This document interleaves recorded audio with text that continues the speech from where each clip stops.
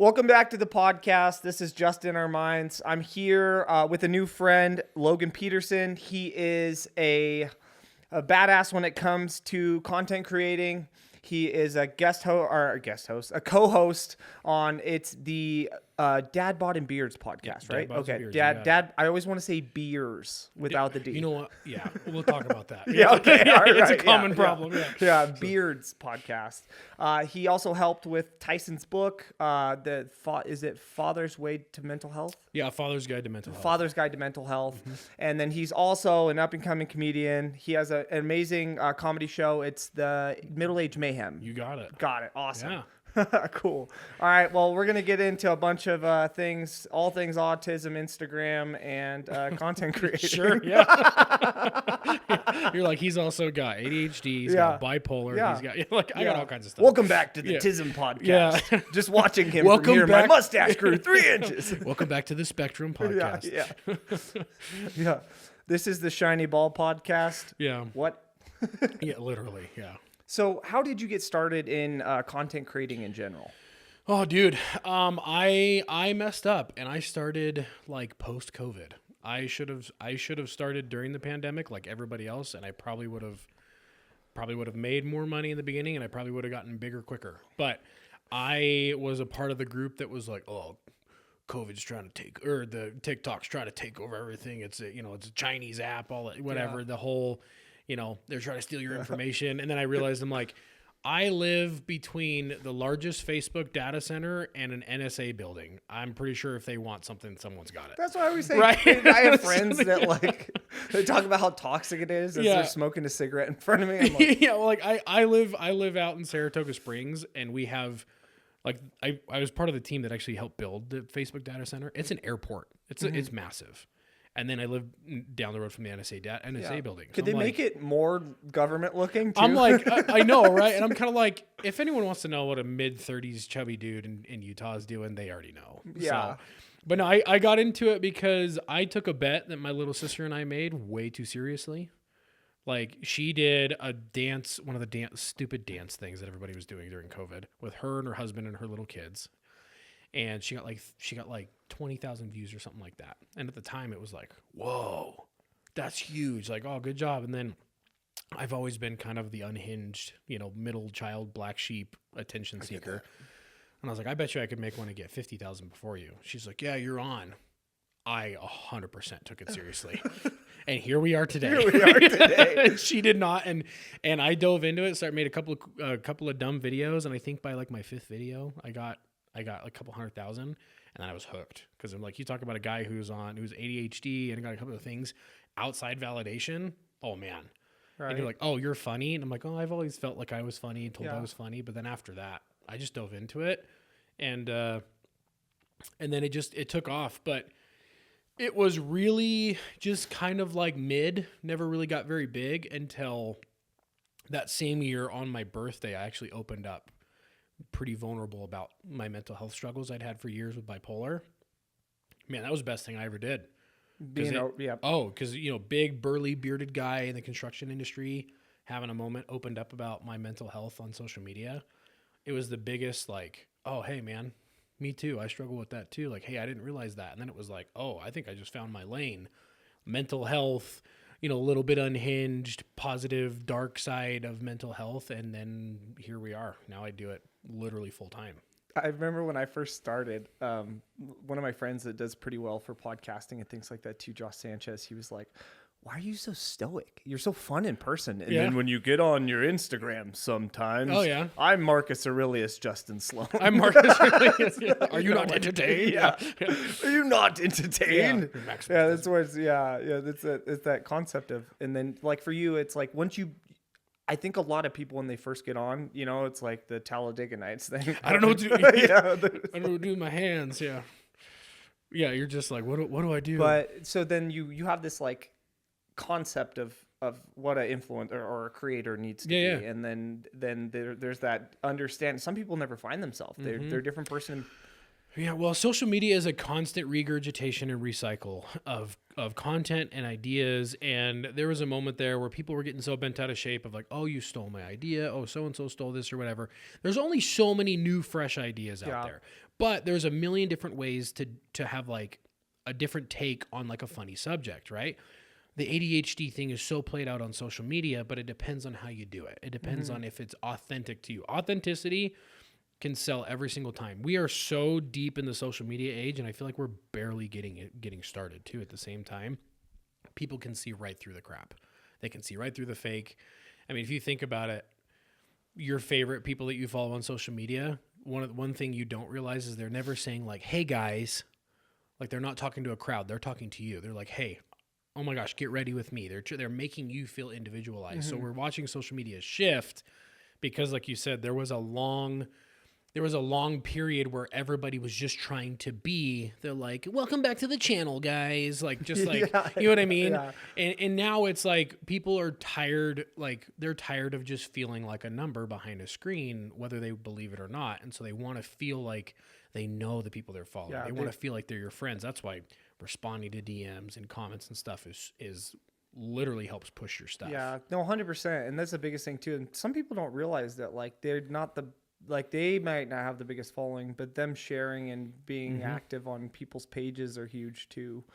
I think that's interesting. But yeah, getting back, sorry, caffeine's hit me a little bit there. It's a good one, right? Yeah, feeling it, feeling the buzz in my neck. Yeah. But yeah, getting back to like being vulnerable and being yourself Yeah. behind camera is huge. Like, because like you said, there's so many fake out there. People don't want Ellen DeGeneres. They want Ellen the Degenerate. Oh, you know, that's like, good. I've never heard that. I just made that up right now. Yeah. And then the part is too, is then you sometimes you lose authenticity because it's like you can record something in a vulnerable moment or whatever, but then you get the trolls online. I'm like, oh yeah, let's cry on camera, let's edit it, let's watch it back 15 times, and then let's post it. And so you're never gonna win 100%. Do you follow that the black dude from, I think he's from Europe, the Olma? He always does the spoof videos. Oh, you're talking about Olima? you're talking. He's like massive. Yeah, TikTok. Oh yeah. God, his name starts with a K. I'm like yeah, I think it's Olima something like that. Yeah, but sorry, yeah. I'm like I'm terrible with names. It just reminds me of that when he's like he shows you know, like a girl's crying or whatever, and they're trying to be vulnerable, and then it shows him cut to a like, camera, like, and then he's just he gets real yeah, like that's I mean that's essentially the thing is. He's made a niche out of making fun of influencers and content creators, and he's bigger than half of them. Yeah. Right. And so it's like there's a niche for everything. The thing is, as long as you're authentic to who you are, and the cool thing is now we live in an age where basically Instagram and TikTok comes out and says your follower count doesn't matter anymore. We want your engagement. We want like you have accounts that have 25,000 followers that just get hundreds of thousands of views. Because right now I got little over 500,000 on Instagram. I don't get that on every single video, which is weird. Yeah. People are choosing to follow you, but you don't get that unless they have notifications turned on that somebody posted or whatever. It's the same thing of like, I follow 1,000 different people on my main page. I don't watch 1,000 videos a day. And as soon as you message that one person you haven't talked to in a while, you see the next 5 videos they have. And they pop back up on your story. So it is that too, right? And it's wild too. I think that's where the burnout comes in for a lot of people too, is like getting over that hump of like things aren't working, and then as soon as you figure one thing out, the algorithm changes. Literally, like, and as I was saying, it's like a toxic relationship. And for those of us that you know, we make a, you know, our income off of it. We make a living off of it, or it's like that's how I like for me, I'm a social media consultant and a content coach and a social media manager, all wrapped up in one. So depending on whatever your social media needs is for a client, I'm constantly having to learn about the changes. And they're like, what is it? Well, you know, what's the best thing to do here? That advice could literally change by the week. Yep. And there's Instagram, there's Facebook, there's TikTok, there's YouTube, there's, you know, I don't even mess with Twitter. Me neither. I've never had one. Yeah, it's because I have a conscience. Yeah. Yeah, exactly. Twitter's bad. Like, I mean, I don't know if I'm gonna get like banned by the social media gods, but it's like the one time I went on there, and it was like you could just, I mean, it is the most unfiltered. I thought Reddit was bad. Twitter is bad. It's owned by ketamine Elon Musk. But yeah, it's social media is this thing, and I mean, and you got to be really careful too, which is like being in the mental health space, but then also still being so heavy on social media. Like it's a dopamine machine. And dude. I even find myself sucked into it. I want to do the thing where I have different phones, because I actually just, like, I was talking to Tyson about it. So for me, I'm overly consuming dopamine too, because my brain's recalibrating, because like it was over a year ago now, but I ended up having like a ketamine issue. Like I actually did. Yeah. I tried to become my own Elon Musk. Really? See, because I've done ketamine therapy and I loved it, but I didn't have it too much. I've had like 15 concussions, and I had a time where like 3 best friends died back to back to back within 1 year. Heavy. I was working for a company at the time that like they were paying me well, but it wasn't like the sales weren't coming through the way they should. And like, so there was that. And then me and a girlfriend of 5 years decided to finally call it off completely. And all that was in with 1 year. And so I had ketamine, because it makes your left and right hemisphere work well. Don't get me wrong. I loved it. I did it. So I had about 1 gram a month in a nasal spray. And so nothing crazy. But then so you were like kind of microdosing with it then. Yeah. And then so I had a prescription. They'd send it to me from Colorado every month. And then it went from that to like a little more. It used to do it like recreationally here and there, but like then it just. See, I did. The tool came from a tool to a crutch. Oh yeah. Oh no, I know how that is. I mean, we can get into Adderall I had an Adderall addiction for a long time, but I did ketamine therapy through like a series of like guided journeys where I mean I was like riding space unicorns and stuff, but I was at first. I was like healing childhood trauma at the same time, but at the same time, even though like I'm not a religious guy at all, but I still don't drink because being bipolar, I have an insanely high like addiction factor. Well, you know what happens too with alcohol is you have over 10,000 neurons in your gut. That's where a lot of your neurochemicals are created, positive and negative. Interesting. And so like if you drink, that's why it's a depressant. So it disrupts your mucosal lining, messes with your gut, and then your brain misfires because you're not getting the proper ability to make the. So that's what you're saying. People are going to literally going to numb the pain when they're going to drink, and they're making it worse. Like that caffeine too. I was just reading some articles. I actually just sent Tyson some articles on from like PubMed and different things. Tyson drinks a lot of caffeine. Yeah, a gram a day is a lot. Yeah, he drinks a ton of caffeine. Hypothetically, I don't know if it's always that. But no, he's my best friend. I'll call his ass I didn't want to. I'm like, I don't know what parts. Tyson, knock it off. Yeah, like, no, but no, I just because you're 7 feet tall. Yeah, I know. He's a big guy. He's a big boy, and that guy, I love him to death. He's my best friend. He's my brother. He dude is built like a gorilla, and he does not give him like our comedy show. There's one spot where he takes his shirt off, and it's just like now. No, dude's like 300 pounds, and he's got definition. He's a huge guy, and he doesn't give himself enough credit for it. But kind of going back to like what you're saying with the ketamine is like I was misdiagnosed as only ADHD like the year that I got married in 2013. And it's like, oh, go figure. Of course we knew. Yeah. You know, my mom would always kind of brush it off when I was a kid, and she'd try to give me like the infomercial, like Focus Factor pills, right? Yeah. And then I finally get to a doctor and stuff after living with my wife for 6 months. She's like, bro, you got something going on. And so we go get things figured out. Oh yeah, you're ADHD. Oh yeah, go figure. And then I'm on all the different, so you know, the uppers, whatever. Finally get to Adderall after a couple years, and that was. I've never been a guy that did anything recreationally, never even tried anything, had never even like smoked weed or whatever. I was pretty religious at the time, and then got into Adderall, and then that was the beginning of a very, very dark set of years. I've seen that with a couple friends too, and they were like, because I'm not originally from Utah, so like the LDS culture out here, like, and the same thing is like it's prescribed. So it's good. And I'm from California originally. I've only been out here for like Sacramento. Okay, I'm from Santa Barbara. Oh, okay. Santa Barbara County, Lompoc technically. Nice. You're not as far south, SoCal, so you're okay. Yeah. But we moved here, but then I ended up doing the whole like. Getting a couple of different doctors to get it for me, working the system, not realizing that that's just like what drug addicts do. And I was upwards of like 200 milligrams a day. I was tripping all the time. Woo. And I lost a ton of weight, right? And then but also was like hallucinating. I wasn't sleeping, which messes. I mean, you go 24 hours without sleep, you're already cognitively impaired. I was going days. Mm-hmm. But at the same time, when I first started taking it, and I make a lot of jokes about this in my comedy bits and stuff because it's relatable, but every comedian also has like, there's some darkness tied to the truth, Oh, right? yeah, those are the best. And comedians. so I talk about basically like, have you ever seen the movie Limitless with Bradley Yep. Cooper? That's Adderall. That's what ketamine was for. 100%. I'm kind of like, I took it for the first time and I just was like, holy shit, is this how everybody else thinks? You're like, oh my God. I'm like, I this can is not catch fair. bullets. I'm like, problem solved, problem solved, problem solved. I'm like, linear? I was like, is this what linear means? I never understood what linear meant. And then it was like, oh, okay, cool. I need more. And then I get more and whatever. And then it was like a prescription run out and my wife would be like, you're shaking. Are you okay? And it's like, we're so innocent and naive being LDS at the time that I'm like, no idea that I was literally like fiending for it. And then I'd get more or whatever. And then it was like, oh, I had a high demand. I was a life insurance marketer and broker. Like I was dealing with millions of dollars a day in people's money and making terrible commissions, working 2 desks down from my dad. And I was hiding it so well. I was just a happy-go-lucky kid, but I was suicidal. I was hating everything.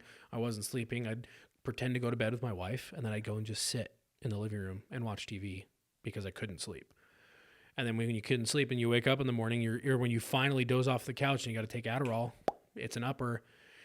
And then finally had a bunch of stuff. Finally, just I was hallucinating, that I was being chased by demons. It was really bad. Really bad. Isn't that crazy? There's a lot of people, especially with anything that's stimulant like that. Like you see shadow people. The shadow people it's a real thing. Oh, like, and I make jokes about it. Like literally I have like, I remember how there was this one guy that followed me. I remember how I can still hear his voice, and it was my head, right? But being a pretty religious guy at the time, I thought I was literally being chased by demons. For me, I just wonder, like, like if you look at like Interstellar or some of these movies, like you could be unlocking a part of your brain unintentionally. So you're tripping into this other dimension almost, like, because there's fabrics of this existence. And it messes with you so much, right? And it's like you start detaching from reality, right? And then you get really good. Especially I'm giving you like a 30,000 foot view of why I do what I do, right? But that's where it's like I got so tripped up in this and I got so good at putting on a mask, right? And this is why Robin Williams is one of my idols. I was going to say, Robin Williams. Yeah, and the same thing like Chris Farley. Like you look at some of these guys that are just like comedic giants and performers and stuff like that. They literally had demons. You know how it feels, and you don't want other people to feel like that. And the Robin Williams had one of my favorite quotes where he talks about basically like humor and comedy and laughter is you bring that to people because you don't ever want them to feel the darkness. You don't want them to feel how low feels. And so you try to bring that out. And then at the same time, it's a little selfish because you glean that off of them a little bit. You get a little validation that like, I'm funny. I made you laugh. I feel better. We both got some dopamine. And so it's this kind of like vicious cycle that never fully lasts until you really start to take care of yourself. And I had a pretty dark moment that hit where finally my wife, I mean, bless her heart, the girl saved my life by just being, trying to protect our kids' peace at the time. And finally got some help after a really bad blackout period. There was these kind of possession moments where I felt like I was kind of being possessed. I was dealing with shadow people, hadn't slept for days, strung out, not knowing I was strung out, still trying to operate, screwing up my finances left and right, robbing Peter to pay Paul, so to speak, not literally. And I ended up this really messes with you as a man, right? I'm 27 years old. My pregnant wife is at home with our toddler, and she had to drop me off to my mom and dad so my dad could take me to an emergency psychiatry appointment in the morning. So I'm laying in my like childhood bedroom as a 27-year-old father with my wife at home with our kid. And I'm like, I've effed everything up. I'm literally back at mommy and daddy's house because I can't handle my shit. And the girl of my dreams, my baby girl and my unborn son are at home without me. And I snapped. That's the last thing I remember. And I woke up 3.5 miles away from my parents' house in a pharmacy parking lot. How's it going, Just Inner Minds family and everybody else listening out there? First of all, thank you for listening and thank you for all the subscribes. Here is something amazing that I'm bringing to you. So 2 legends from the UFC. We have Jeremy Horn and Kenny Florian. They're joining forces, coming together for a seminar, first of its kind, February 20th and 21st. The 20th is going to be a jiu-jitsu, grappling, and MMA base. Starts at 5 p.m. It's going to be in Sandy, Utah. The second, there's limited spots available. It's going to be a shooting event. event with Kenny and Jeremy. For the 2-day event, the first day is going to be located at Jeremy Horn's Elite Performance. It's in Sandy, Utah at 5 p.m., so show up early. Just remember to lean into those things that scare you. So come out. If you're a first responder, you're new to jiu-jitsu, that, or you're skilled or just trying to gain some new skills from some local legends, people that have been around the block for a long time. Between the two of them, they have over 300 professional fights easily. Just know that this is a once-in-a-lifetime opportunity. We don't know if you'll get both of these guys in the same room for a seminar again. So please come in and support. The link will be in this video here, and you'll be able to find more details. I was running down the road, like it's a 2-lane back road where I grew up in South Sacramento, the road that I would have taken to try and get back to my house where I lived. And parents were out looking for me. My phone was dead. Apparently I was running at traffic. I had said some goodbye stuff. And when I kind of came to, I was like, this is it. I'm done. I'm screwing everything up. I need to just be done. I was ready to be completely done. And cops come flying in. And when you're strung out like that, you think you're in trouble. You don't realize that they're looking for you to help you. I'm like, oh shit, what did I do? I don't remember anything. I don't know what time it is. It's the middle of the night. And this cops come in. My dad comes flying in. My mom comes flying into this parking lot. And because there was calls of a guy running down the road, and I got a hold of a guy's phone in the parking lot and called my wife, and I mean instantly it was like, it's okay. And she's like, how is this remotely okay? Like calling me out right then and there. Yeah. She's like, you're already trying to make excuses for like not getting mad at me, but being like, look where you're at. You've been gone. You've been gone for an hour. You're 3 miles away from where you're supposed to be. But in that moment, you're not seeing any rationality. You're seeing absolutely zero, right? It's all ego too. So it's all like you don't like, even realize. I gotta be the guy. I'm the Rock. Yeah. I can't. I gotta be this. And you can't be that vulnerable. You can't be weak at any point. Yeah, and I remember. So my dad has a big. We're truck guys. My dad has a big Dodge, big diesel, big mega cab. He comes flying in. And my mom comes flying in her Suburban, and I'm just like, okay, cool. I just need to go home. So I go over to grab my mom's door handle. Her car was the closest, and she has the passenger window cracked, and the door's locked. And I just start kind of pulling on the door. I'm like, Mom, open the door. And I must have looked still pretty crazed or whatever. And she's crying, and now I'm starting to get angry. I'm like, Mom, open the door. And then it's the realization setting in of like, why won't you open the door? Pretty much she's being told to on the phone with my dad and my brother, like, we don't know what's going on with him right now. And then it's just this spiral of just kind of like, what do you think I'm capable of right now? And it's like, really nobody knows. Yeah. And then, I'm over there starting to get irate, ripping on my mom's door. And then the police officer comes over. I'm a huge supporter of first responders. And, dude doesn't know what's going on. Comes in all authoritative. I don't like authority very much. I don't respond well. I'm respectful, but I'm not the guy that you come in hot and heavy with. I'm not going to go toe to toe with you, but I'm just going to not listen. Yeah. And in this state, he wasn't helping. I know he was trying to do his job, but in that state, I just know I wasn't helping. It wasn't helping. And then out of nowhere, this is where I'm not a religious guy. But I don't believe in coincidences.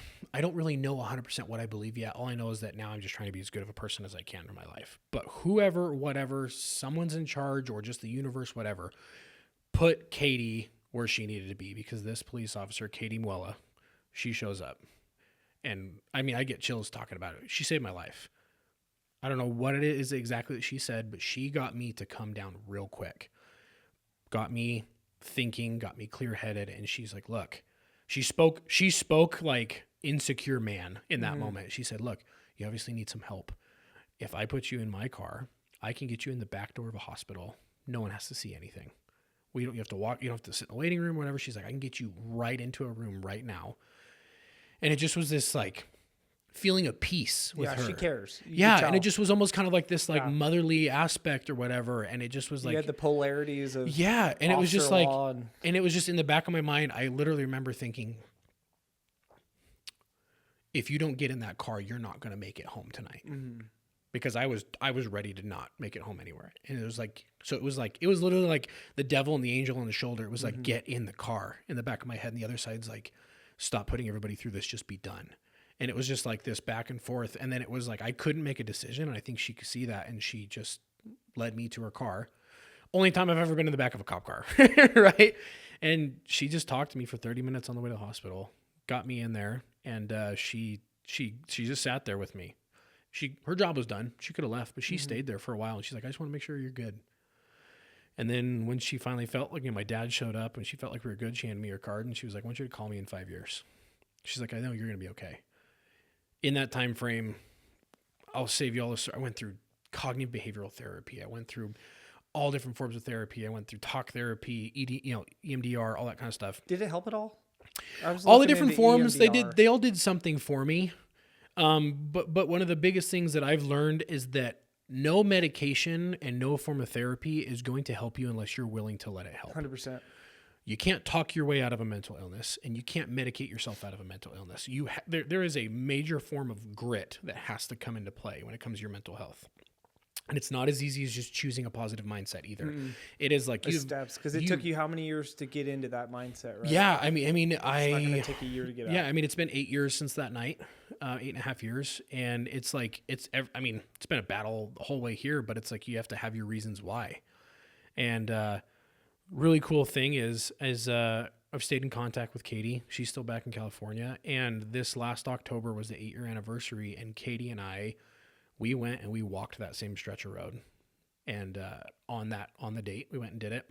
And we ended up in the same parking lot where we met. And she's just as much a member as my family as anybody else now. And it's really cool, is I've kept her card in my wallet every day since that day. And so for me, it's like when it comes to mental health, not everybody has this cool story where they were saved or something happened.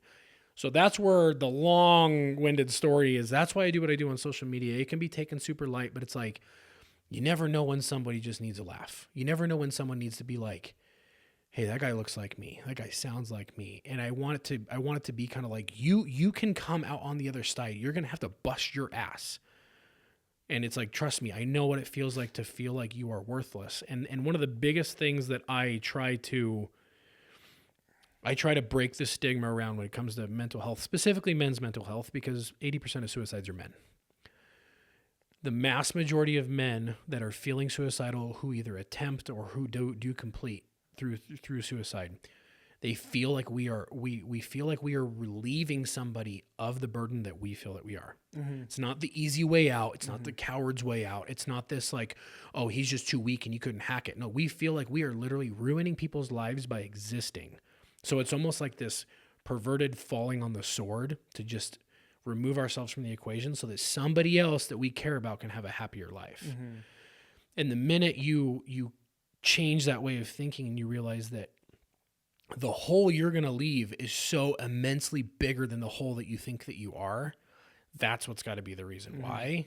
Because you're never going to get rid of those feelings completely, but you've got to be able to shift the perspective. And so that's why I'm like, I try to just give people perspective shifts. Sometimes it's funny. Sometimes it's super heartfelt and meaningful. And I just feel like it's my job as a guy who's made it through the flames to go back with buckets of water. Like that's 100%. Yeah. Yeah. That's a big reason too, that I even still have social media, is those kind of people that come through and be like, hey dude, this was really meaningful. Thank you for showing this side of things too. Because some people see this version of whoever you are. And for me, it's a guy that's been in shape since I was a teenager. And so they think it's like we're invincible when it comes to social media or whatever. They don't realize that even now, like even after all the hard work, there's dark days, you know? Yeah. Yeah, so I appreciate guys like yourself too. So for me, that's where I think I need to lean more on too, is like helping other individuals out with that kind of stuff. Because like with the online coaching, things like that too, and in-person coaching, it's like dialing in like the niche. And I think it's probably going to end up being more so for men, and men that have had trouble pass and things like that, or not feel like a provider. But then get more of these people out of these insecure bubbles of what it is to be this toxic man. Well, and that's the thing is we're seeing like, and like, don't get me wrong, like I was in the super hyper masculine space for a long time with, you know, I was in the construction industry and the trucking industry and for a long time. And like, I followed all of the alpha bros on social media before I got into it. I've met a lot of the alpha bros now that I've been heavily involved in social media. Some of them are great guys. Some of them I'll reserve, you know, my comments for now, but it's like, I have a problem with taking advantage of a man feeling like he needs to do better or be better by tearing him down and telling him you're not man enough. Yeah. And the best way to be a man is I'll teach you how to do it. That's why I respect the positive coaching and I respect the positive courses and the things that like the podcasting, things like that, is because there's so many people out there that are literally trying to capitalize on broken people and even broken men and broken women. And for me, it's like you're just really good at putting on a mask. Like so many guys are. And that was one of the biggest things that was one of the big switches for me. First time I was ever sitting in a psychiatrist's office, the day after that happened out of the ER, sitting there with my dad. My dad's one of my best friends. And I'm sitting there with this psychiatrist. She is this little Indian woman, and she is a no bullshit lady. She's pregnant, and she's sitting there. She probably sat there across 100 different people, and I'm sitting there pouring my heart out and whatever. And she's like, dude, I'm not a therapist. She's like, I'm a psychiatrist. And she had me like nailed down in 5 minutes. Mm-hmm. She's like, yeah, you have pretty severe ADHD. She's like, but you're bipolar, 100%. I'm like, what do you mean I'm bipolar? And she starts explaining what bipolar is. And I'm like, oh. And she's like, okay, we need to get you sleeping. So it was like sedatives. And then she was like, oh, what are you taking? And I'm like, Adderall. And she looked up and she's like, what? She's like, that's the worst medication you could be on for being bipolar. How much are you taking?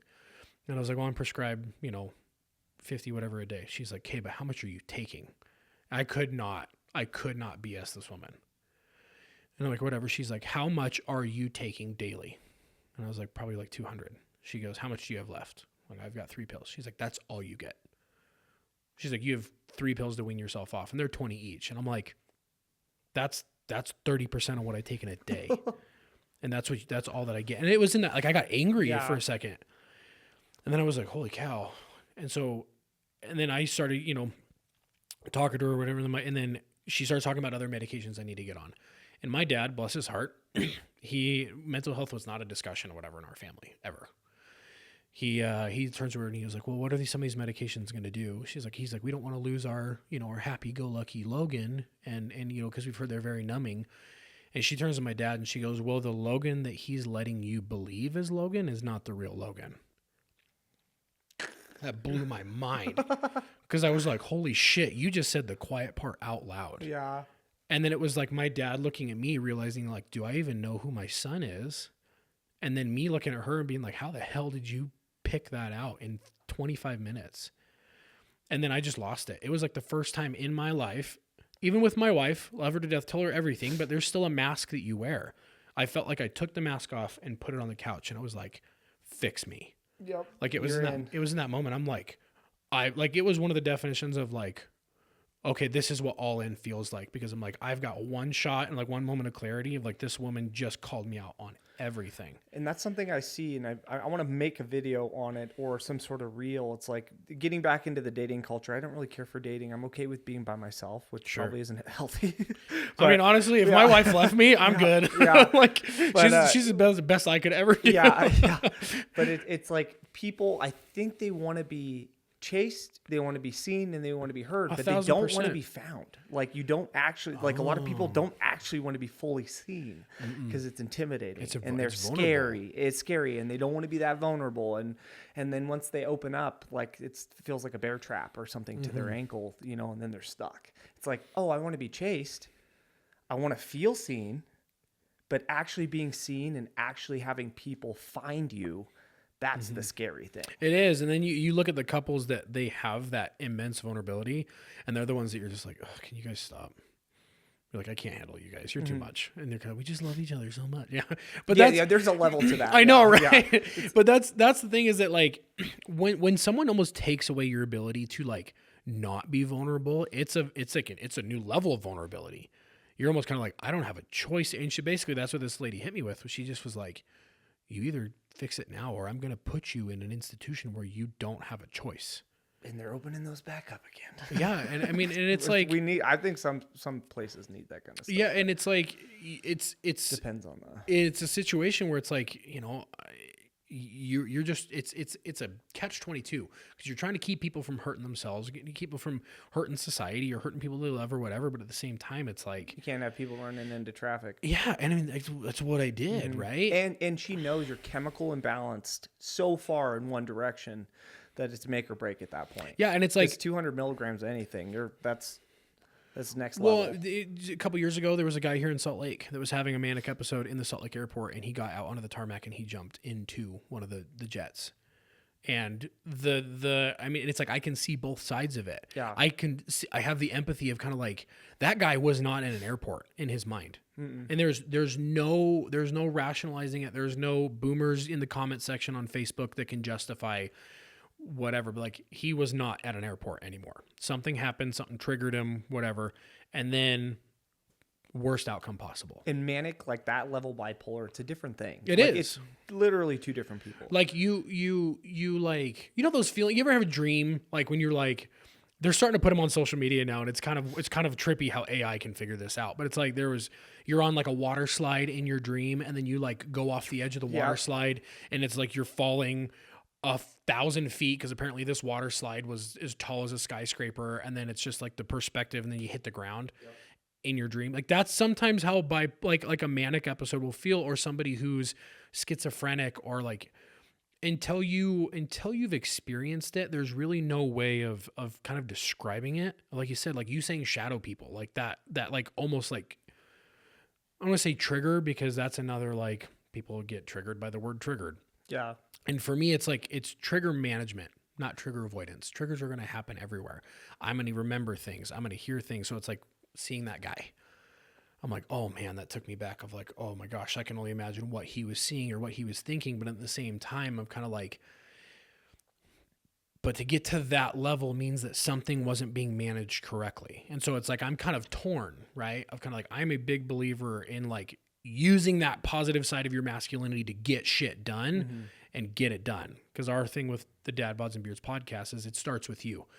We can give you all of the resources in the world. You can talk to every therapist, every psychiatrist, every social worker in the world. But if you don't do anything with it, that is your fault. And like even like yesterday, because it's the same thing. You could have all, and I think that was one of the things that gets me sometimes too. Because before the ketamine, I had a time where I was just done. Like when my friends are going around, like if I wouldn't have gone through that, I don't know where I would have been. Yeah. Like, and it wasn't those things where I'm like, oh, I'm gonna show the world, or I'm this, I'm that. I was like, oh, I'm just done. Like, I just don't want to do this anymore. And yeah, like for me, I had my, I think I had my Kel-Tec with me, and I was driving up to the mountains, and I filmed a video, was gonna post it, had it scheduled. Crazy. And then my mom called. I pulled into a parking lot instead, and my mom called and was like, hey, I was just checking in on you. And I'm like, huh. Wild how that happens. You know, but anyways, so I lost my train of thought there. I was going somewhere. Welcome to the club. Was that? Welcome to the club. Right? Yeah. Exactly. Like, do I have 10 fingers? Yeah, I know. Well, I mean, on that note, like, it's like I had 3 notes that I carried with me that I had written, like my goodbye letters, right? One to my wife, one to my kids, and then one that was basically like the logistics to my wife of, here's this account number, here's how you handle it. Take my life insurance, call my dad. He'll help you put it all together to where it'll keep you on track for the next 5 years while you figure out how to get a job. And it's like, it was eerie, and I kept them and I read them over and over and over. And it was like how I was speaking to my daughter and my unborn son. And how's it going, Just Inner Minds family, now, and everybody else listening out there? First of all, thank you for listening, and thank you for all the subscribes. Here is something amazing that I'm bringing to you. So 2 legends from the UFC. We have Jeremy Horn and Kenny Florian. They're joining forces, coming together for a seminar, first of its kind, February 20th and 21st. The 20th is going to be jiu-jitsu, grappling, and MMA based. Starts at 5 p.m. It's going to be in Sandy, Utah. The second, there's limited spots available. It's going to be a shooting event with Kenny and Jeremy. For the 2-day event, the first day is going to be located at Jeremy Horn's Elite Performance. It's in Sandy, Utah at 5 p.m. So show up early. Just remember to lean into those things that scare you. So come out if you're a first responder, you're new to jiu-jitsu, that, or you're skilled, or just trying to gain some new skills for some local legends, people that have been around the block for a long time. Between the 2 of them, they have over 300 professional fights easily. Just know that this is a once-in-a-lifetime lifetime opportunity. Sure, We don't know if right? we'll get both That's- of these guys in the comedians are same usually room angry for at the a world. seminar And that's what again. I'm saying is it's so one of those please things come where in it's and kinda like- support. but even The he link had will be something so dark in going on in this his life. video here, 100%, and you'll be it able to seemed like it find was more getting worse and details. worse the more I looked into it. But that's like, honestly, it's interesting that that's what you brought up, because when you were talking about that, I was going to bring up the Robin Williams theory, because Yeah. that's a real thing. And then I think one of the movies that maybe best described his brain, it's not Requiem of a Dream, but it's like, yeah, it's the one where he goes to find his wife in hell because she committed suicide. Have you ever seen that one? No. With Robin Williams? I'll have to find the name of it. It is Is it like an powerful. obscure one? Yes. So it's like his wife commits suicide. I can't remember. I don't think he dies, or he dies, she commits suicide, and he goes to the afterlife To find her. And she doesn't recognize him, and she's in this weird like hell. And Wow. it's like a powerful movie. I like probably watched trippy. it when I was 10. The first time I seen Interesting. it. Yeah, it's something of a dream.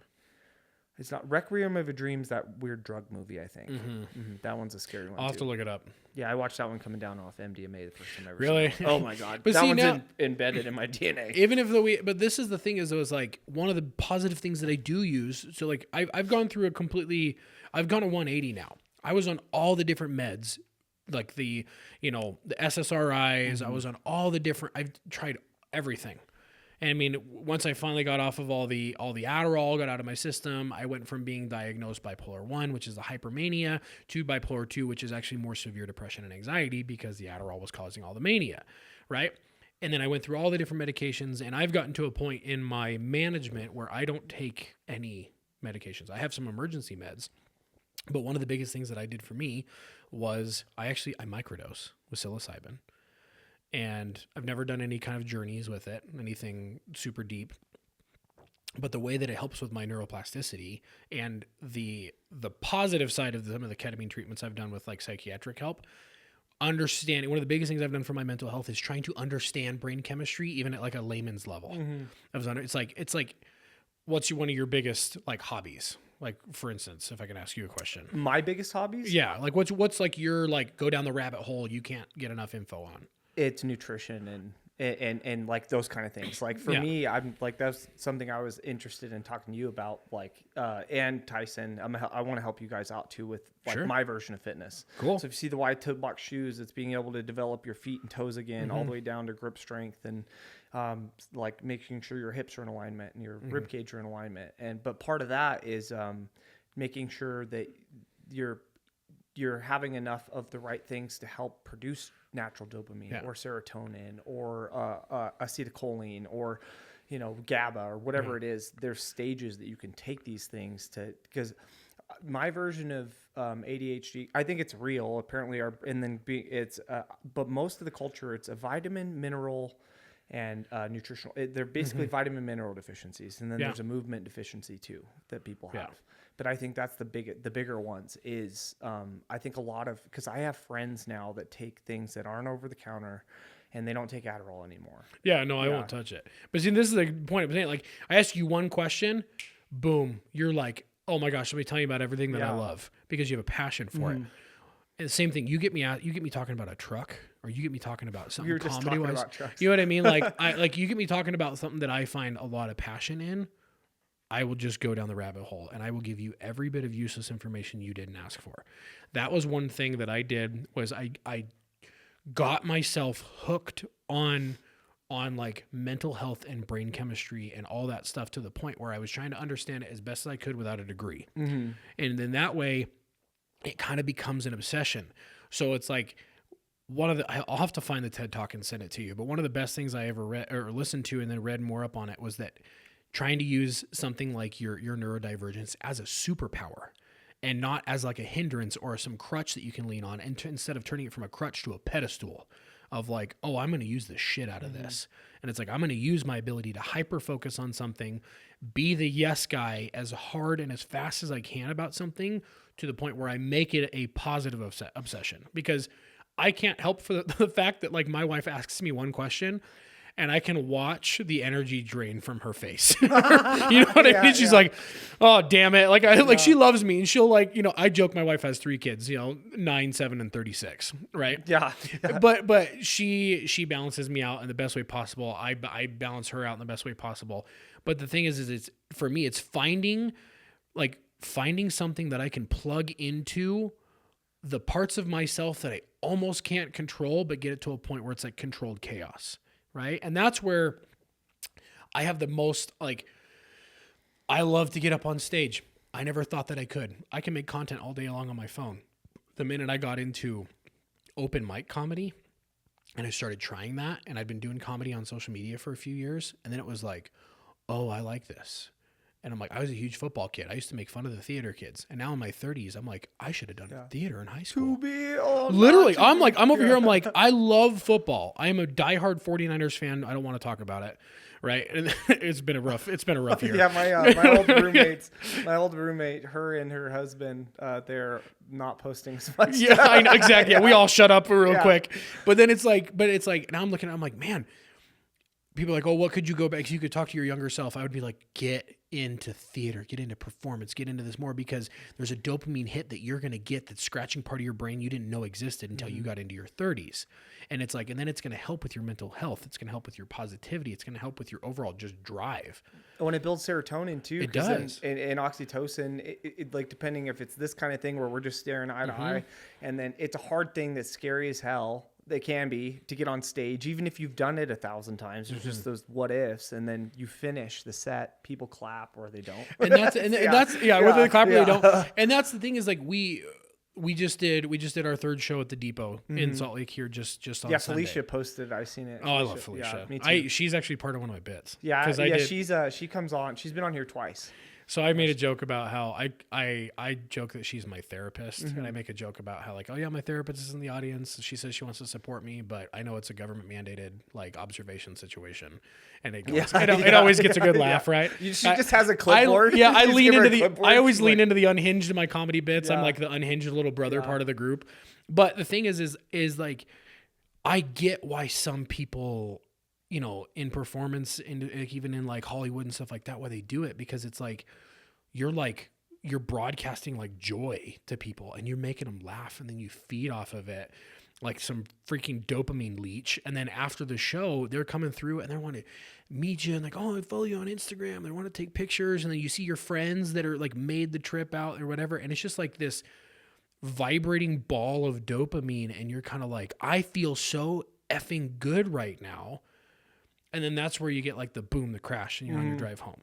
Yeah, then, like I always talk about that is the like you have like the Conor McGregor when he's on top of the cage with the two belts, and I was like, I don't know if I ever want to experience that dragon, like that level of that dragon. Then you see where the substances and things come in behind it. Like, well, like my wife, she asked me flat out. She just was like, she's like, do you not get nervous? Well, this is our third show, right? And we went from like community theater ones to all of a sudden like the Depot in Salt Lake, across from, you know, they have massive bands that play there. And my wife's like, do you not get nervous? I'm like, oh no, I'm like fiending for it now. Yeah. I'm like, I crave to get up there and just crack jokes and make people laugh. And so it's kind of like, I'm sure you could probably get into how that might not be bad, or might end up being bad for you. But no, dude, I feel you. I want to get in. Like, actually, I've had Emilio and Rachel and some of the other people. Oh, I love those two. Yeah. Yeah. Emilio was like, dude, you need to get into comedy. You're hilarious. Like that. I was helping out an event at FitCon, and I didn't realize I was talking to 3 comedians from Wise Guys in Vegas, I think. Oh, sure. And same thing. They were just like busting up laughing for like 30 minutes, and they're like, dude, like you should do it. So yeah, dude, I'll give you there's like a whole running open mic night list that goes around. We just hit the different bars, and you're gonna bomb. It's 100%. It's Tyson. I'm gonna call him out a little bit. We went to one on Tuesday night, and he bombed. Yeah, he bombed hard. But open mics are hard because it's normally just a bar full of comedians, and everyone's just sitting there analyzing the shit out of you. Yeah, I'm just gonna come in extra sweaty and be like, I'll be your huckleberry. Yeah, literally. Yeah, dude, I mean, the best one of the night. I'm in my prime. The best comedian of the night is this guy he was just like your fly under the radar, the most Mormon looking kid you've ever met in your entire life. His name is Trevor. He's the most Trevor looking kid you know what I mean? If they're he's the final boss of Trevor's. Yeah. And he was so like he did like the self-deprecating like Mormon jokes that like the calls coming from inside the house type jokes, and he killed it. 100%. And he crushed it, and it was like even me, I was like wasn't expecting it out of him.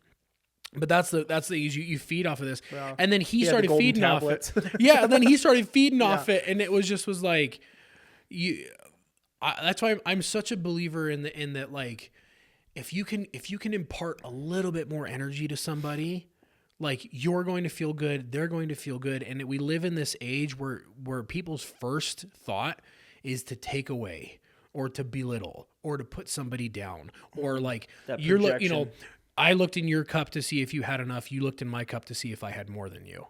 And that's just never going to work. It's never going to work. You're never going to be fulfilled. And the only reason I can say that is I've been that guy. Mm-hmm. Same. And I don't, I'm not over here trying to sell anybody a course on like how to be more positive. I'm just going to like, just give the shit a try. Yeah. And do shit that's scary. Yeah, 100%. Get out there and do scary stuff. Even like Jeremy Horn. I don't know if you know Jeremy Horn. He's a UFC legend, 170 fights. Yeah. Like he was on a couple months ago. He'll be on again next week. But, I asked, I was like, dude, we going out there? Are you scared? He was like, oh, scared shitless every time. Yeah. Like, it's not like people aren't bulletproof. Like you said, you could have 3 great shows and you're feeding on it. And then like the next one, you could still be a little intimidated at one point or something. You get out there, you forget something. That it's getting past that fear and like actually doing the things. That's where like the, what is it? I don't think I made this one up, but it's like your greatest success is just beyond the shadow of fear. Oh, I like that. It's just beyond. And it's only the grass is always green where you water it, and like it's never greener elsewhere. So like it's just that whole concept of like just do the scary things and cool things will happen eventually. Well, and that's the thing is it's the whole like it must be nice type thing, right? Like Oh my don't gosh. get me wrong, I am not at any point where everything is working for me. My bank account this year looks severely different than when I had a salary job with a company truck last year, right? If you were to compare the two, you'd be like, why the hell did you ever leave that job? That's a whole nother story for a whole nother podcast, right? But it's like, but what you stand to gain out of it versus how I feel about myself and all these other things. And I'm not saying go out and quit your job, right? But at the same time, it's like, if you could see how many times I hit my effing teeth on the concrete by falling on my face, you'd probably think differently about like, oh, you're just an influencer looking for likes and follows and shares, which we kind of talked about. Yeah. I don't call myself an influencer. No, right? I don't like that either. And like I get that. So I'm in the MMA community. Yeah, I've trained jiu-jitsu on and off since 2005 and wrestling and boxing and all the things. And that's something I hear through the grapevine. So there's it's like, oh, he's an influencer. I'll give you two. This is my take on it. Being really heavily involved in the creation of it, but at the same time of like being on the back end. And I've met some of the biggest one of the guys we do the comedy with is Scott D. Henry. He was one of like TikTok's biggest during COVID, and he's millions of followers. Okay. And there's influencers, which is the like, hey guys, and like let me tell you, like today I went to Starbucks, and it's just like, which I'm not making fun of it. I got some friends that do that, and it's like everything is kind of like I've partnered with, what's the like True Fru, like you know what I mean? I'll be like, oh, you work True Fru into your everyday, like no, it's a chocolate covered strawberry that's been whatever, but it's like this has changed our marriage. Literally, kind of like Blue Chew, right? Blue Like, Chew. but it's like that's wonderful. There's a lot of people that do that, and there's some people that are massive, right? That do that, and they make a lot great money. Influencer marketing, affiliate marketing, or whatever.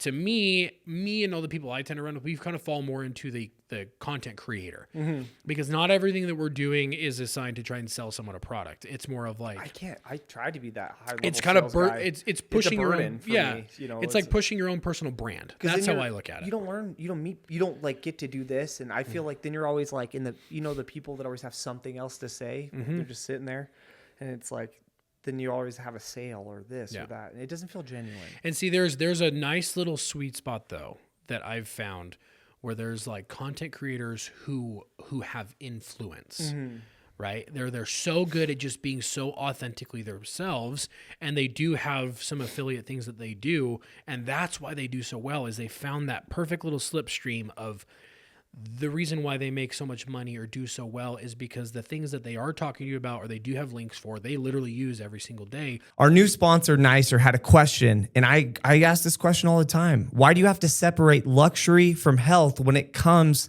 to luxury sprays? We have multiple products. We have a skincare product. We have a salt spray, and then we have hair wax and hair balm. And what they did was put high quality ingredients together that have no problems with your body or skin. And what these products that are bonded together are going to do is help formulate a better smell. I will say these are some of my favorite organic sprays. They last a long time, and the fragrance kind of changes throughout the day. You'll get a little bit more or less of one or two of the fragrances. Check out Nicer. It's feelnicer.com. Promo code Justin10. Try out the hydration spray. It's my favorite. Or it's their company, or they're a part of it, and it's just authentic. Leaning into that and authenticity, I am a stubborn motherfucker, and so I know part of that. Wait, we can is, say that? I didn't know. I was holding back. Oh, dude. I was like, you can't tell? Yeah, like, I don't know. This is fake. Yeah. You're like, I can put it on before every show. This is actually the Book of Mormon podcast. Sure.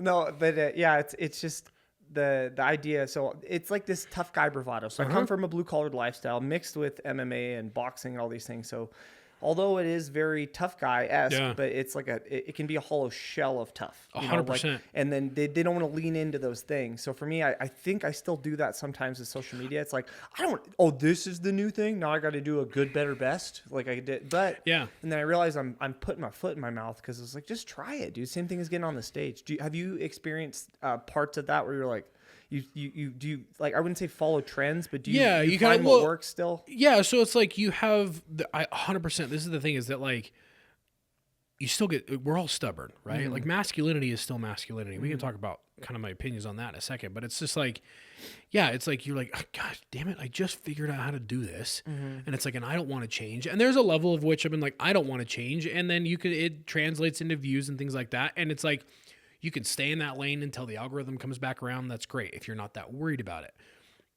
And there's moments you go look through my social media. There's definitely like dips, right? Mm-hmm. I've had videos do like 60 million views, and then I've had videos do like 6,000 or even lower. And so it's like you get like those videos are the two same videos. How is there like there's commas in this one and there's none in that one, and so you get stuck in this like it should work the same way, and you kind of get that like a little bit of quote toxic masculinity where you're just getting stubborn and you're getting pissed off, and then you're like, F it, like I'm not gonna do it then anyways. Like this is stupid.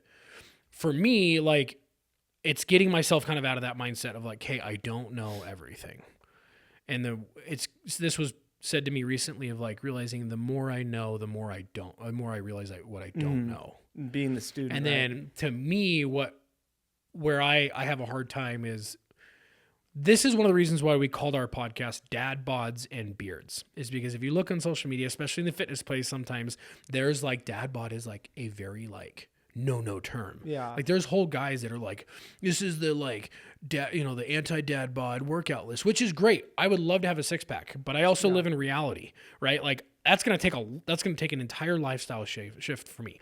90% of guys out there don't have a six pack, right? And we wanted to kind of reach a demographic of guys that feel like when they see the ad, like there's a guy right now, I'm going to call him out. I don't know his name, but he's like, if you make over $150,000 a year and you're the client that I need, I can get you in shape. And he runs ads every spring to like, sure, know your market, but it kind of like tears you down a little bit in your masculinity, in how you look, how much money you make, and those two things bring into your value as a man. Dude, I've worked with some of those coaches. Like one, I think he's going to jail soon. I don't know. Go figure. Freaking Wes. Like, you ever heard of Wes Watson? Mm-mm. Oh, so he's like in and out of he went to prison for 10 years, got out. He's really great YouTube.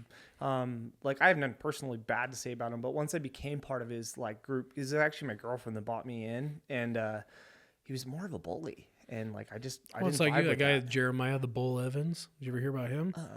Another guy. He got nailed. Yeah. He was like the Amazon reseller or the Amazon seller thing. Scammed a bunch of money, and his big thing was I'm the alpha, whatever. And it's like I'm not slamming every single guy that fits in that category slightly, because everybody's personality.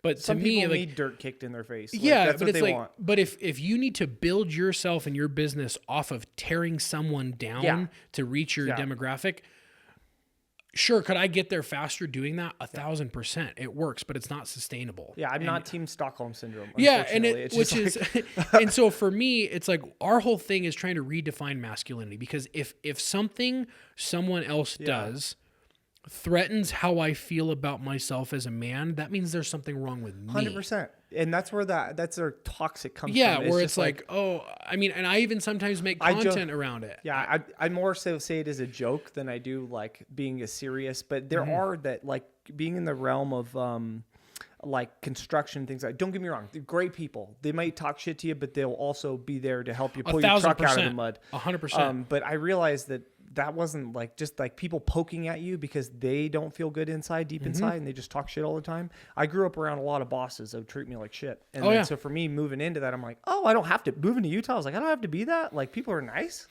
Like, some of them are almost uncomfortable for me. And I was just talking to my one of my best friends, my ex, last night about it. I was like, oh, I'd push people away that were actually treated me the way I should. Because you don't as a man, you don't know how to handle it. I don't know how to handle it. Because it's like it's generational. Like I'll give you for instance, like I think it's my great grandfather, right? When you have a severe mental illness like bipolar, it's chemical, it's genetic. Like it's not like you don't just like contract bipolar, right? Like you have depression, and I'm not lessening one or the other. Depression can be seasonal, it can be situational, it can be chemical, it can be whatever, right? I found out my great grandfather, he died because he was riding his horse in northern Utah and he hit a tree and he ended up with a brain injury and he ended up dying from it. No, he died in an asylum by suicide because he ended up having a traumatic brain injury from hitting a tree on a horse, and they ended up dying by suicide. But it's such a tarnish on family history, previous generations. We can't talk about how he was so weak of a man that he ended up dying by suicide, or he committed suicide. You don't commit cancer, right? You don't commit, ASL or like Lou Gehrig's disease or all these other things. You don't commit these things. It's like, it's a chemical imbalance. It's something that happens to your brain chemistry. Your brain can get sick. So it's like, looking at it as like this form of weakness, looking at it like it was something wrong that you did, or like even from a religious aspect. That's one of the main reasons why I left church, is because it's like, oh, it's so, you're going to hell if you do this. And for me, it's like, if you have to project how someone else is lesser than you, weaker than you, not good enough, or whatever it is, politically, religiously, socially, whatever, you've got something you got to fix inside yourself as a man. I can't speak to women. And that's where I say it kind of comes back to like redefining the term of masculinity. It's not some like lost relic that we lost in the battle of feminism in the early 90s, right? Yeah. Like that, it's like we have to go into battle and reclaim it. It's like, and then you think about that too, and it's like, oh man, we need men strong like they were in the 50s. And I was like, I don't think more men need to beat women. There was a lot of men that beat women back then, and I don't agree with that. Well, it's at the same time, like there's so many positive things of kind of like, back then, Dad knew, great grandma just had to sit down and go to work, and it's like there's you can pull the positive things, and I feel like that's where we're at in a society of like, oh, everyone has mental illnesses now, everyone has ADHD now. I'm like, well, when you put a microscope on something, you're going to see more shit. We thought there was only so many stars until someone made up a telescope, and we realized, oh, there's more of them out there. It's a bell curve too, hopefully, because with social media, there's going to be more of these. I call them dopamine zombies or pleasure monkeys without tails. We're both. But it's like this bell curve that hopefully is coming back around, because now we see kids doing these e-bikes and falling and crashing again, skateboarding, dressing like they're from the 90s and 2000s. My kids have rollerblades. Yeah, I seen Affliction t-shirts again. Dude, I'm like, dude, my kids are like, we manage. They don't want to be on their phone. We manage their screen time quite a bit. Yeah, and like my kids are like, dude, this having kind of a mild winter for Utah right now. We got them bikes for Christmas, and it's like they got new bikes, and it's like. It's so wild being a 90s kid, and then there's like a pack of kids that are like, you guys want to go play? Babe, they're jumping over Tommy. Yeah, literally. Like, We're gonna go find some milk I'm like, crates. okay, there is hope for our kids' generation. What is this? Right? Like, this is a milk crate. Like, we're going to need 10 of these. And it's like kids knocking, like 9-year-old kids knocking on my door and being like, my daughter Olivia, we just call her Liv. She's like, hey, can Liv go blading? I'm like, oh, okay. I'm like, yes. My daughter just asked to go blading. I'm like this. I was like, okay, we're on the bell curve is coming You're back. Like, everybody go put your bikes out in front of our friend's house. Literally. And it's just like bikes everywhere, like kids in the park and stuff like that. Now I'm the dad that screams at people speeding through my neighborhood, right? Like, like you damn kids. Yeah. But this is where I say like ride-on lawnmower. I wish my lawn's too small. but that's what I'm saying. Though, is like it just comes down to, for me, of kind of like everything. Like if something is bugging you that someone else is doing or saying or being, more than likely, that's not a big blanket statement. If you're doing something illegal or you're on a watch list, I think that's pretty universal. We can all be pretty upset with it, right? Yeah. But like, if you feel like someone is not man enough, or like you're projecting that someone a woman's place is here, or kids should not do this or whatever. One of the biggest things that I love, and you can call me a bitch up and down the street, I don't give a shit. My 9-year-old daughter will come to me and she will share her feelings with me out of her journal. I don't care what anybody says. That is one of my favorite parts of my week anytime that it happens, because it's like, that's very vulnerable. And it's like, Those are little secrets. I want my kids to know that no matter how bad you fuck up, I am here for you 1,000%. No matter what you choose for your life, no matter who you choose for your life, there is nothing that you can do short of maybe murdering your mother that I will ever abandon you. You can always come home and I will always have a space for you. And that's something that I had to learn, because like I had my own skewed way of thinking for a long time of like, things have to be this way. But at the end of the day, it comes down to like, I will literally end every relationship possible if it means that I can have a close bond with my wife and my kids and raise them to just be good human beings, period. To treat people with kindness, empathy, give them the benefit of the doubt, but also stand your ground when you know something is right or you know something is wrong. And it's not hard. I mean, it's not easy. Like it's a constant daily battle. I get it. I used to be somebody that always felt attacked, because that's the way my family communicates. They poke at you, they'll attack you, not physically, but like, I get it, emotionally, and it's like a wolf pack, And that's it for me. That's like, even yesterday talking to some friends, they were like, "Oh man, I didn't mean to like say this about this," and I'm like, no, I wanted that because now I'm making excuses. I didn't tell you the excuses, but I know you triggered something. Yeah, like, I need that. You need people to hold you accountable, point things out, not out of malice, but being able to be like, hey, because the whole ketamine thing, like that it was like on and off for like maybe a year and a half. Sure. Give or take, in between 2 years.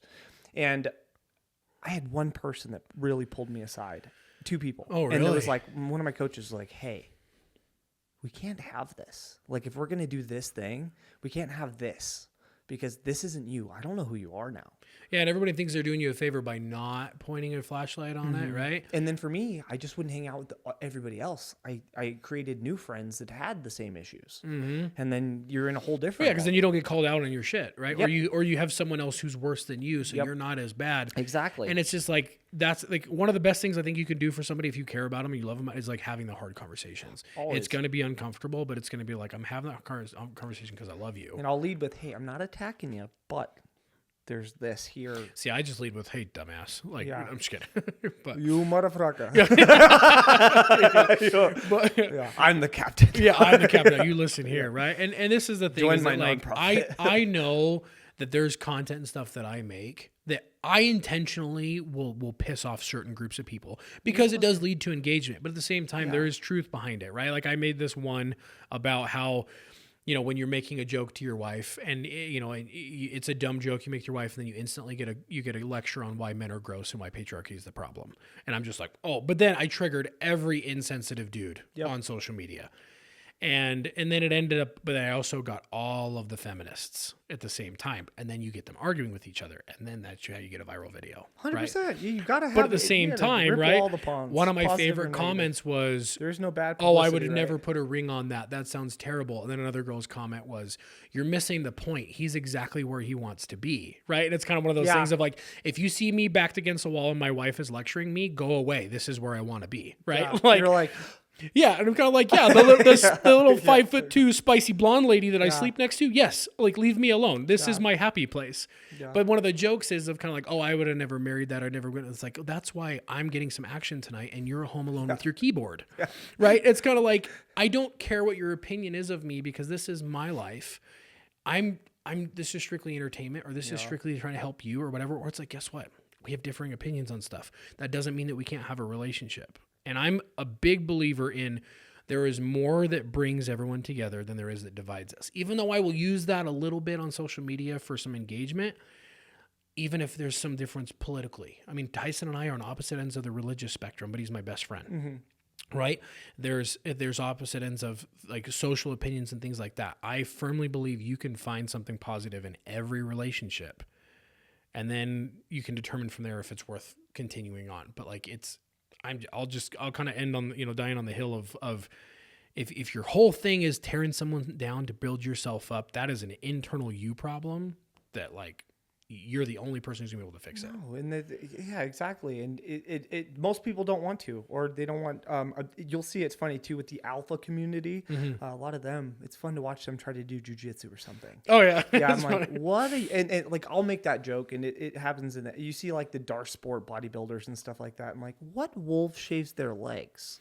yeah. You know, like they shave their legs. They're real big guys, real buff, really good in the gym, but then they're not functional anywhere else. Yeah, or Teach your own. Like I love, like do your thing.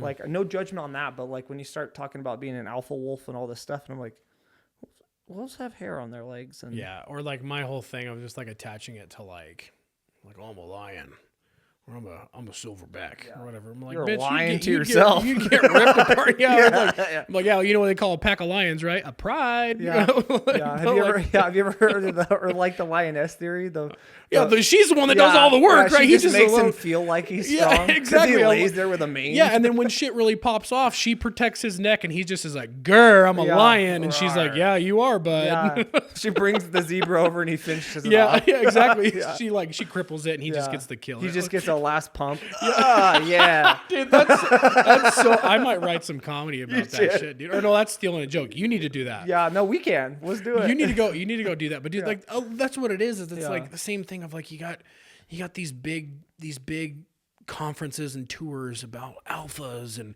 reclaiming this, and it's a bunch of schmedium black shirts and workbooks, and you're booking a whole arena and you sold 400 tickets. You know what I mean? It's like, read the writing on the wall. God didn't call you to teach men how to be men again. Like it's deeply ingrained in it, and like that's why it's like men's support groups and these other groups. Like I don't know if you know Jimmy Rex, the way he's turned some of his stuff around, and now he does these like support groups where men come together, and we've got the Here Brotherhood that we do stuff with, and then we do stuff with a group called the I Love You Bro Project, which is a completely free men's support group that happens. There's about 12 of them up and down the the Wasatch Front, and it's like men crave connection. Like we need validation. It is not. It's a buzzword. It's not gay to get validation from another guy that you've got some shit going on. And especially at all levels too. Like there's Yeah. things that you can teach me that I can teach you. You just have to have high level friends. Like high level is a weird term to use, but you have to have people that are doing things that you wish you could do. Well, or dude, you it's need to like learn from somebody. Yeah. Like that's why it was Sean Finnegan. Like Yeah. he's one of those guys. He is 100% one of my yes guys because he's a huge mentor of mine. I would love to be on Sean's level. Sean's business partners with Kevin O'Leary from Shark Tank. I know. And then I was just listening to a podcast with him talking about not being on this billionaires level. It was a Burst podcast. And Yeah. I'm like, oh, we all feel Because like this that. is and Sean will sit down and he'll have a heart to heart with you. And the dude's bank account is probably ridiculous. Yeah. And it's like, I know, but I don't know what and at the same Just time, one swig at a time. because of this, because of Sean, we got to sit down with some of the biggest promoters in the live entertainment game, like the biggest, after our show on Sunday, because of his connection and the friendship of him and then our manager and all those connections. We got to get in a room with guys that are going to change my entire future and Tyson's entire future, and Heath and Scott, our other two buddies involved. And it was because of connection. It's because of lowering your mask, being vulnerable with somebody, opening up, creating a real friendship and connection with someone, and having that honesty. And then it's like, hey, I know that dude to his core. I'm going to take a multi-million-dollar relationship I have, and I'm going to introduce that guy to him. You never know what could happen if you lower your mask with somebody. And that Sean is a perfect example. Mm-hmm. And our manager, Aaron Carr, perfect example. I love Aaron too. He's cool. Oh, you know Aaron? Yeah, so the bullfit, the videos, Oh, yeah, or Josh the Graves? MMA and stuff, those are all like he asked Yeah. me for my help for all the MMA. And see, this is every single one of those guys, you can sit down and you can wholeheartedly like express your feelings, and I promise they'll listen to you because they know what it's like. Aaron, I don't know if I'm allowed to share this, dude. $50 million+ company that he runs that manages our stuff, right? That dude has had some dark days. It didn't happen overnight. Sean has had some dark days, but because those guys have been there and they've opened up about it and they look for other connection and other guys, they find who they can trust. And then when opportunity presents itself, they're going to give those opportunities to people that they trust. And then after our show on Sunday, we sat at dinner till almost midnight in Salt Lake with two guys that were on Prince's PR team. They ran Michael Jackson's, set. Basically, if you've ever been to any kind of live music, anything, he had a hand in it. And he's like, you guys have a show. I want to be involved. And that would not have happened had you not gone all the way back of the first time we met Sean and then had some vulnerability moments. 100%. And so anyways, that's where it's like, you can scale it all the way back. So it's like, as soon as you get out of your own damn way, you might end up getting towards the life that you feel like you deserve. Now I feel like this is so meant to happen. No, Yeah. it's divine timing, and that's what it is. It's like I feel like most people on this podcast have this position point in their life where they're stuck between their old life and their new life, and they don't know which hand to let go of. Yeah. And they usually, hopefully, let go of the old life. And I like, you hear it with Sean, and like for me, like if I would have listened to more podcast things that you were on before coming on, but we didn't have enough time. No, you're good. Yeah. yeah. But it is that, and it's cool to hear people like Sean and other people that like everybody goes through struggles. It's not, it's the glacier theory. When you see it, you just see the tip of the iceberg. Yeah. And You got don't see 80% all of it's below the of, surface. you don't see all that structure that sinks Titanics and things like that. But I think we might be short on time you're good. now. But I do want to get you in for another one as Yeah. well. And then I think I'll be on your guys' podcast February 10th. Oh, awesome. Yeah, Yeah. Tyson gets you in? Yeah. Awesome. Yeah. I was going to say think that was going to be my follow-up I question. think I have to confirm, but like today, because I was supposed to go to Austin, Texas in the beginning of February, but we'll see what happens there. But anyways, so you can look in this camera here and give my guests or the people of the Just in Our Minds podcast maybe like 3 tips, tricks, or like skills that you think have helped you out through life. 3? 3. Oh, the Okay. top 3. They just come to your mind. The biggest one is this is so cliche. This is what my coach says to me all the time. Whether you think you can or you can't, you're right.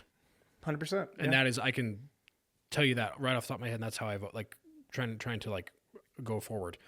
The second one, and this is the motto of our podcast, is that it starts with you.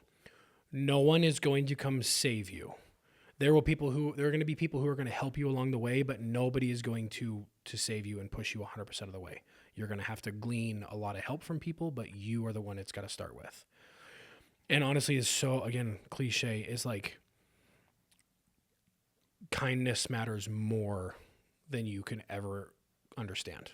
It quite literally saves lives.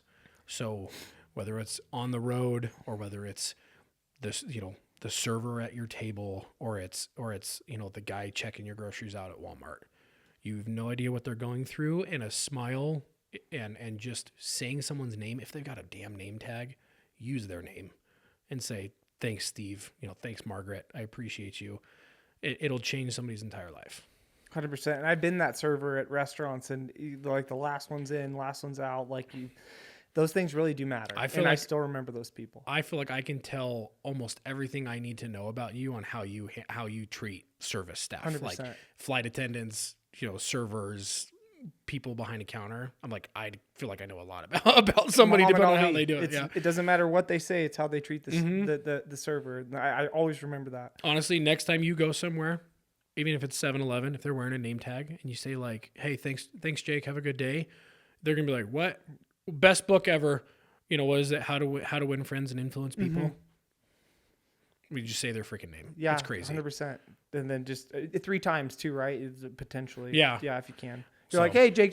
They're like, Yeah, what? yeah. Damn it. Sorry, Jake, you forget. Yeah. You come back in. Yeah. Thanks, Jake. Awesome. Thanks so much for being Oh, here. absolutely, dude. No, that was a lot of fun. I had a bunch more questions, but I know we're running short on time today. I'm long-winded. I know. No, that's okay. No. Don't be. I love it. I am too, and it's fun. It's fun to sit here. It's good too to be with other podcasters because then you know how the flow goes, and it's not always just about questions, and we can bounce back and forth. Yeah. Tyson was actually more interviewing me on my Was it? podcast last time. Yeah, he's the more analytical one on our Yeah. podcast. No, So. it's good. It's perfect. And then we're just rolling with the tism today. I love rolling with the tisms. All right. And in closing, thanks everybody for listening. Just remember to get out of your minds and get into your hearts and create boundaries. There's a difference between being a nice person and a good person. Nice people get walked on.